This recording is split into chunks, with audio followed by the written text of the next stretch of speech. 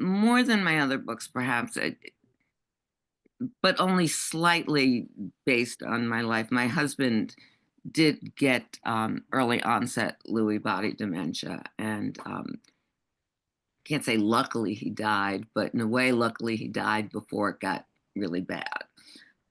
So it what happens in the book, much of that did not happen, and there was a tremendous amount that I changed that did happen, uh, and in part because after he passed away, and I started researching the disease more, I discovered that there are so many possible symptoms. I mean, it's a bizarre form of dementia because it doesn't, there's not a steady decline, and it shows itself in just all kinds of sort of brain blips that are really kind of hard to put together.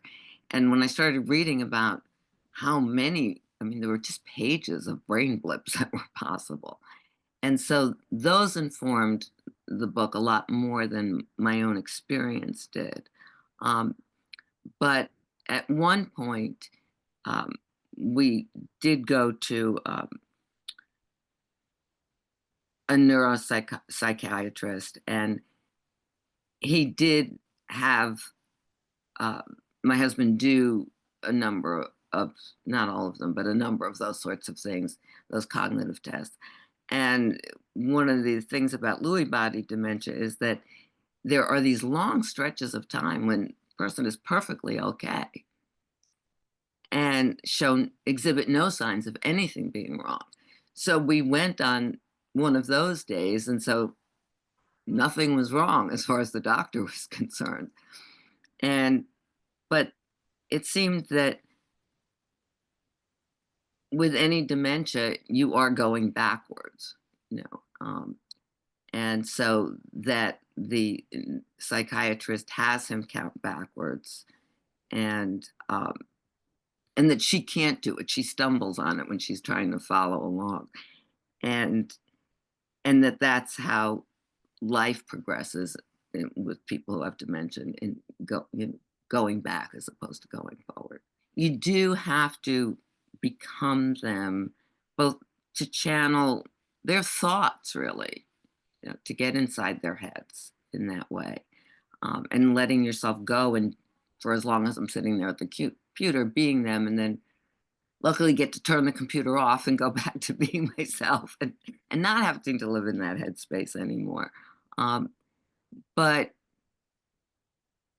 to me, creating new characters and is like sort of meeting new people that, even if they're not particularly nice people or likable people, I like them.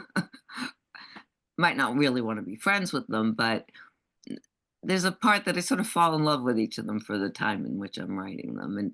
And so getting to understand them and know and think about what they would say and what they would do, um, it to me is one of the great joys of writing. So I hear them more than I see them.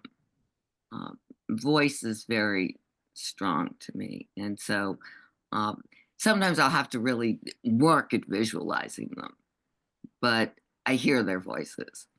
My husband did not live as long as the characters in the book, but he's pretty young to die, and pretty young to die from something like that. And so I don't know that anyone is ever prepared really for death, even when you think you are and you know it's coming. It's still uh, that. And although I've lost friends and my parents, I never sat and watched somebody die.